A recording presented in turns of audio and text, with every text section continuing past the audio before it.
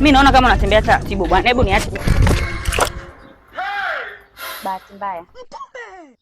Bahati mbaya kwenye biashara yangu?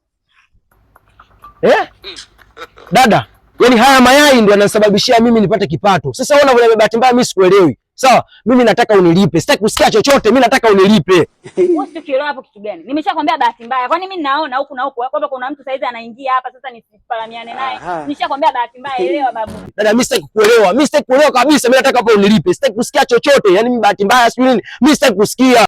Wewe unatakaje? Yaani mimi unavyotaka na mimi ndo nataka hivyo. Wewe unatakaje? Wewe unachukulia poa, si ndio? Nitakukulipa. Sina, nimeshakwambia ni bahati mbaya, elewa. Hii ajali kazini kama ajali nyingine tu. Yaani dada, unaniambia ajali kazini kwenye biashara yangu, mimi unaniambia ajali kazini? Alafu na wewe, maana ya kutembea na wewe ni nini sasa? Yaani umekaa hapo unaangalia mwanamke wako anagombeza, si ungebaki nyumbani tu huko sasa. Unashindwa kumpiga huyu, ukamchukua ukampiga tukaondoka zetu au ukamlipe hela yake. Ndugu yangu wewe, naomba cha kwanza unisamehe. Huyu mwanamke anapenda kujiamulia mambo. Hivyo mimi kwenye mambo yake siwezi nikaingilia kabisa. Kama una uwezo wa kumalizana naye ndugu yangu, malizana naye, siwezi nikaingilia ugomvi wake. Anapenda kujiamulia mambo, si ndio Si ndio Dada. Mume wangu. Haku, mimi sipo. Goodbye.